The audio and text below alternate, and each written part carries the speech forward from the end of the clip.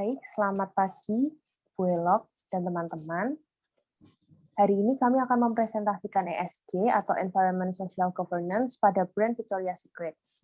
Kelompok kami terdiri dari saya, Loverisa Michelle, Sarah Maria, Jessica Sinaga, Immanuela Teresa, dan Novita Natalia. Saya, Sarah Maria, akan melanjutkan latar belakang Victoria's Secret.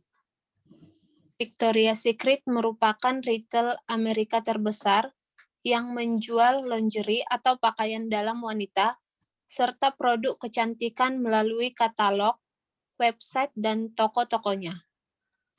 Victoria's Secret didirikan di Stanford Shopping Center, San Francisco, California, US, pada tahun 1997 oleh Roy Raymond.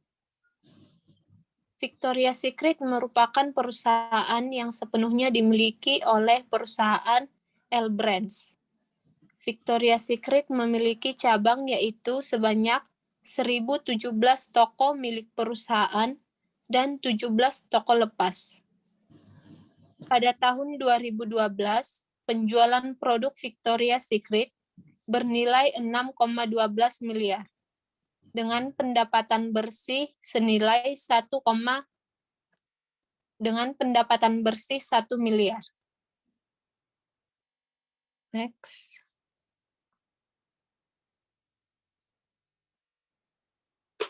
Selanjutnya, saya akan menjelaskan mengenai ESG. ESG adalah pedoman dasar bagi sebuah perusahaan dalam menjalankan investasi berdasarkan sejumlah kriteria utama. Yang pertama itu yaitu environment. Yaitu kriteria ini menitik beratkan pada bagian perusahaan bersinggungan dengan lingkungan, baik itu lingkungan di sekitar tempat operasional maupun memastikan agar produk yang dihasilkan tidak merusak lingkungan. Salah satu wujud implementasinya adalah dengan mengelola limbah secara terpadu agar aman dan tak menjadi polutan. Cara lain dengan menggunakan energi yang ramah lingkungan. Salah satu contoh perusahaan yang telah melakukan hal ini yaitu IKEA. Brand furniture ini menggunakan energi terbarukan berupa tenaga surya yang bisa menghasilkan energi listrik hingga 44,9 MW dalam operasionalnya. Selanjutnya, sosial. Kriteria ini berhubungan dengan bagaimana perusahaan menjalin hubungan sosial dan membangun reputasi di masyarakat maupun institusi yang ada, termasuk hubungan dengan komunitas, konsumen, klien, dan dengan karyawan perusahaan.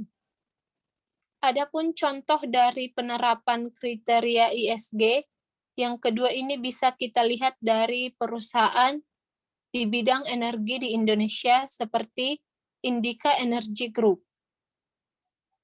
Perusahaan ini rutin mengimplementasikan keselamatan kerja, berkomitmen dalam melindungi hak karyawan, hingga menjalankan program tanggung jawab sosial perusahaan di bidang kesehatan, pendidikan, maupun pemberdayaan ekonomi.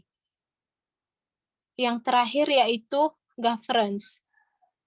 Kriteria ini berhubungan dengan bagaimana perusahaan mampu membangun kepemimpinan yang tangguh dan berjalan dengan baik pada struktur organisasi perusahaan.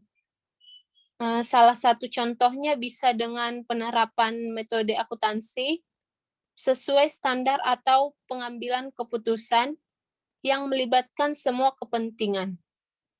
Perusahaan juga harus dapat memastikan bahwa pengambilan keputusan dan kebijakan tidak menimbulkan konflik kepentingan. Selanjutnya akan dilanjutkan teman saya.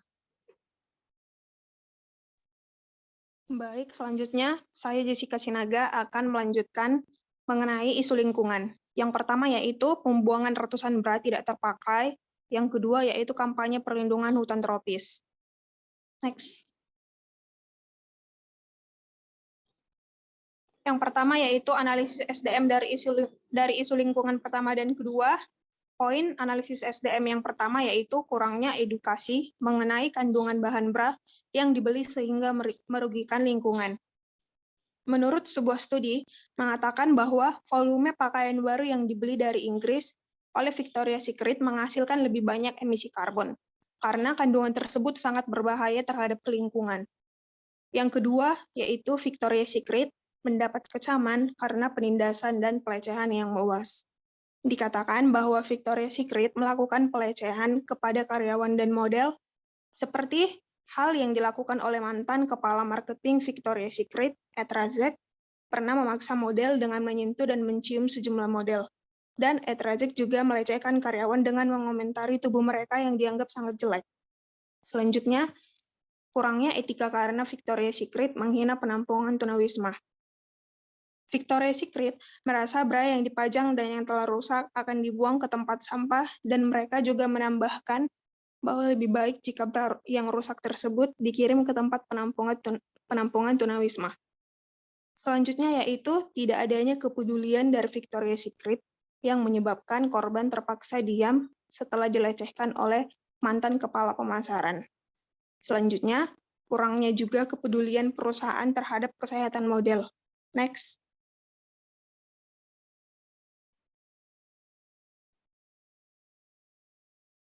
Selanjutnya yaitu analisis pemasaran dari isu lingkungan yang pertama dan kedua. Poin analisis pemasaran yang pertama yaitu Victoria's Secret memilih menggunakan sistem segmentasi demografi berdasarkan usia dan jenis kelamin yang dengan membuat produk khusus wanita, remaja, dan dewasa. Yang kedua yaitu Victoria's Secret melakukan fashion show untuk menarik perhatian. Yang ketiga, Victoria's Secret menarik perhatian masyarakat dengan mengadakan kampanye perlindungan hutan. Yang keempat, yaitu melancarkan kampanye Out of Fashion. Kampanye ini dilakukan untuk mendesak perusahaan-perusahaan fashion agar menolak bahan mentah yang punya kontribusi merusak hutan dan menerapkan sistem pengawasan yang efisien. Yang kelima, yaitu menggunakan model wanita yang sangat terkenal untuk produk bra agar lebih memperluas pasar. Next.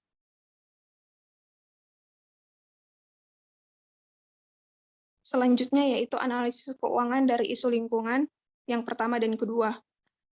Poin pertama dari analisis keuangannya yaitu yang pertama, akibat pandemi COVID, Victoria's Secret menutup sebanyak 250 toko. Yang kedua, Victoria's Secret mengalami kerugian akibat munculnya pesaing baru. Yang ketiga, L Brands melaporkan bahwa penjualan Victoria's Secret sebanyak 30% pada tahun 2020 mengalami penurunan. Selanjutnya akan dilanjutkan oleh teman saya.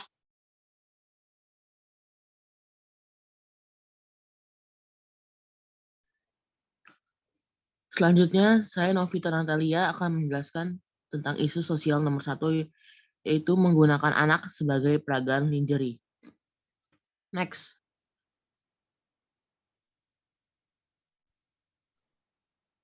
Selanjutnya, isu sosial yang kedua adalah budaya bullying dan misogini yang terjadi dalam perusahaan. Poin yang ketiga dari isu sosial adalah Victoria's Secret menunjuk Darren Barnett sebagai model pria untuk brand ambassador koleksi bebas gender.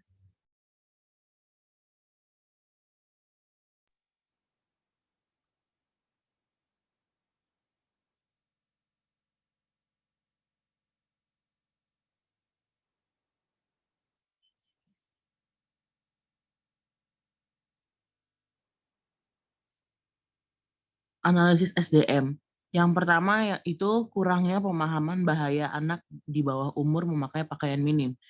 Peragaan busana merek pakaian dalam International Victoria's Secret kembali mengundang kontroversi lantaran menggunakan anak sebagai model dari peragaan busana tersebut. Victoria's Secret gunakan model anak dalam peragaan gelar busana yang diadakan di Cina. Seorang anak dengan lingerie yang cukup heboh, lengkap dengan bulu dan aksesoris lainnya, tampak melenggang di panggung catwalk. Victoria's Secret sebagai brand terkenal mendapatkan pedas dari masyarakat lantaran menggunakan model untuk pakaian dalam yang berusia sekitar 5-8 tahun atau di bawah umur yang dianggap oleh masyarakat sebagai kejahatan seksual terhadap anak.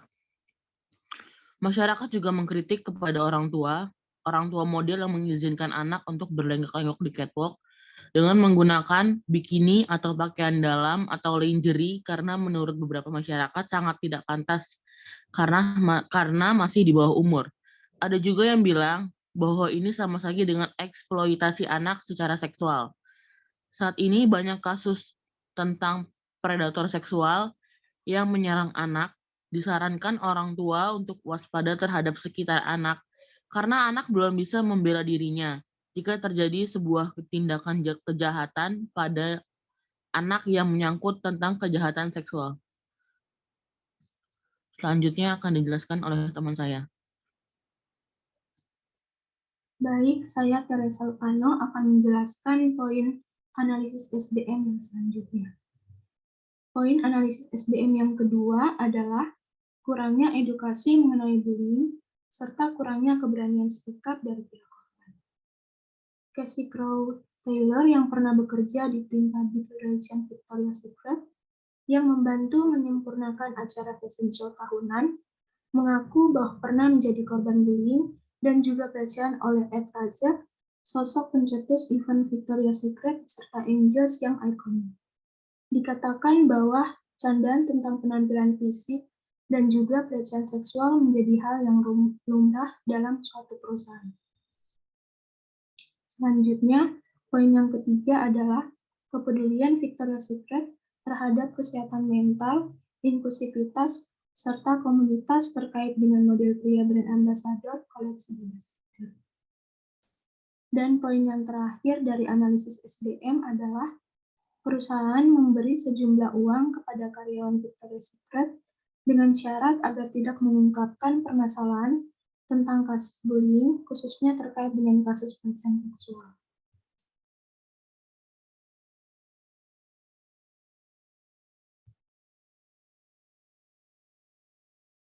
Selanjutnya adalah analisis pemasaran. Yang pertama, Victoria's Secret menunjuk salah satu aktor yaitu Darren Barnett sebagai model pria. Dengan begitu dapat membuat masyarakat menjadi tertarik untuk membeli produk-produk yang digunakan oleh Darren Barnett selaku brand ambassador dari Victoria's Secret. Darren Barnett sebagai brand ambassador koleksi bebas gender pink ini meliputi celana pendek, t-shirt, aksesoris, dan banyak lagi.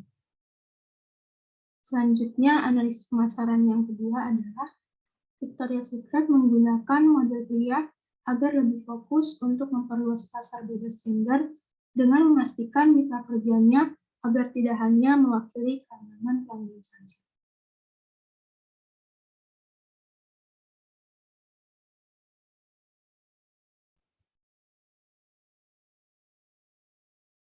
Selanjutnya mengenai analisis keuangan, akibat pandemi COVID-19, penjualan Victoria's Secret menurun yakni sebesar 46% menjadi 821,5 juta US dollar atau sekitar 12,1 triliun rupiah. Selanjutnya akan dijelaskan oleh teman saya.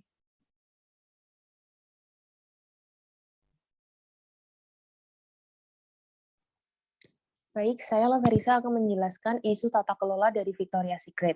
Yang pertama adalah diet ketat yang dialami oleh para model Victoria's Secret. Seperti yang kita tahu, Victoria's Secret itu mempunyai ciri khas dengan modelnya atau yang sering kita sebut sebagai angels. Salah satu pengakuan mantan angels menjadi kontroversi di kalangan masyarakat, yaitu pengakuan Malcolm. Saat diwawancarai oleh 60 Minutes Australia, model tersebut menjelaskan bahwa ia mengalami traumatis ketika menjadi model Victoria's Secret. Karena pada saat menjadi model brand tersebut, Malcolm mempunyai pemikiran bahwa semakin kurus akan menjadi semakin baik. Yang mana pemikiran tersebut tidak baik untuk kesehatan fisik, mental, dan juga emosionalnya. Karena pemikiran itu, Malcolm sering sengaja hanya minum air, tidak makan apa-apa hingga 3 hari berturut-turut demi menurunkan berat badan. Alhasil, Malcolm tidak bisa beraktivitas dengan normal dan sering pingsan. Ia juga mengaku bahwa siklus menstruasinya terhenti di usia 25 tahun dan rambutnya menjadi rontok. Ia mengaku bahwa ia mengalami gangguan makan, ketergantungan obatan, gangguan cemas, dan selalu mengalami serangan panik serta kelelahan, tubuhnya kurang gizi dan pikirannya tidak terjaga baik. Maka dari itu, Malcolm mengatakan bahwa ketika menjadi model Victoria's Secret, ia mengalami traumatis yang dalam pada hidupnya. Lalu, menanggapi dari isu tersebut, Victoria's Secret melakukan sebuah perubahan, yaitu rebranding Victoria's Secret yang sering disebut sebagai VS Collective. Karena Victoria's Secret yang merupakan brand retail pakaian dalam terbesar dari Amerika, telah melakukan rebranding dengan nama VS Collective pada bulan Juni tahun 2021 silam. Dengan ini, Victoria's Secret meniadakan Victoria Angels dan Victoria's Secret Fashion Show sebagai ajang promosi tahunan. Kala ini, Victoria's Secret menggunakan 7 orang wanita yang memiliki prestasi di berbagai bidang yang berbeda sebagai spokesmodel mereka. Beberapa di antaranya adalah Megan Rapinoe, yang merupakan pemain sepak bola, Priyanka Chopra, yang merupakan seorang aktris berusia 38 tahun, serta Paloma Eleser, model berukuran plus yang pernah tampil di cover majalah Vogue. Sebagai sebuah brand yang selama beberapa dekade telah konsisten menggunakan image seksi sebagai tampilan tubuh ramping dan eksklusif, di tahun 2021 ini Victoria's Secret mengalami perubahan, tentunya untuk mengubah image mereka secara keseluruhan, dengan mengadakan bahwa masyarakat tidak lagi hanya melihat kecantikan dengan tampilan tubuh ramping, kulit putih, mulus, rambut panjang dan lurus. Keanekaragaman dan juga inklusivitas dalam kecantikan menjadi sesuatu yang diamini oleh masyarakat luas. Hal tersebut terlihat dari semakin gencarnya generasi muda yang mengkampanyekan gerakan body positivity. Next.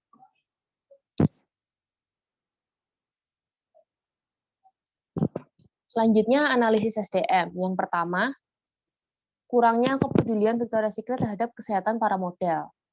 Menurut isu tata kelola yang telah diusung sebelumnya, yaitu adanya trauma yang dialami model ketika harus menjaga berat badannya, serta adanya perubahan dalam tata kelola Victoria's Secret sendiri yang berakhir dengan munculnya rebranding VS Collective. Dalam hal ini terhadap 2 isu, di mana yang satu bernilai negatif dan satunya berupa solutif. Untuk isu pertama, tentunya Victoria's Secret tidak dapat memperlakukan model atau tenaga kerjanya dengan layak, dikarenakan adanya tekanan bagi model mereka, baik secara fisik, mental, dan emosi. Bahkan model merasakan dampak yang berpengaruh berkepanjangan, seperti berhentinya siklus menstruasi yang lebih cepat. Hal ini tidak sesuai dengan aspek keselamatan dan kesehatan dalam pemberlakuan sumber daya manusia.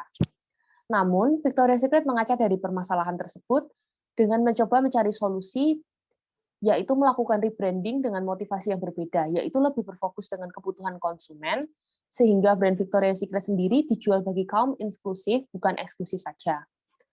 Lalu, pemilihan spokesmodel yang baru juga menjadi citra baru bagi Victoria's Secret dalam pemilihan SDM yang unggul dalam prestasinya. Meskipun begitu, masih banyak masyarakat yang tidak setuju dengan perubahan pandangan dan tujuan dari Victoria's Secret. Dalam hal ini, seharusnya sejak awal Victoria's Secret sudah bisa memperkirakan atau merencanakan sumber daya manusianya guna memiliki gambaran yang jelas terhadap masa depan, serta mampu mengurangi kekurangan kualitas tenaga kerja yang diperlukan. Maka dari itu, mengingat dari isu tata kelola yang kedua, bahwa adanya perubahan sudut pandang pada masyarakat, khususnya wanita pada saat generasi muda melakukan kampanye, yaitu gerakan body positivity masih menuai pro dan kontra. Next.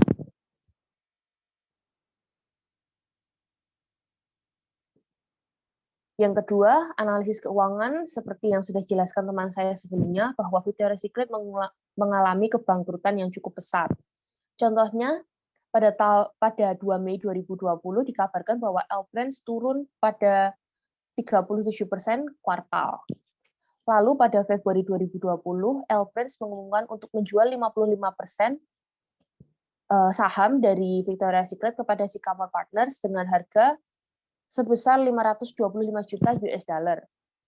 Namun, berakhir dengan mundurnya Sycamore dari kesepakatan, dan pada awal Mei kedua pihak membatalkan kesepakatan tersebut.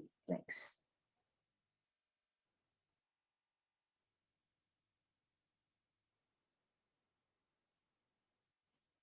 Selanjutnya analisis pemasaran.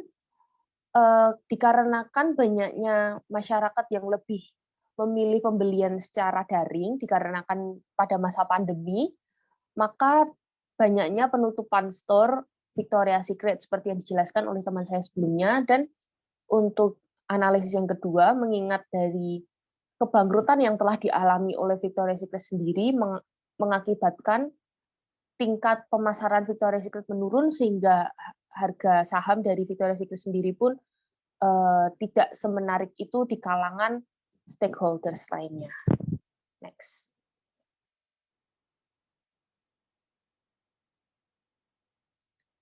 Terima kasih. Berikut presentasi dari kelompok kami.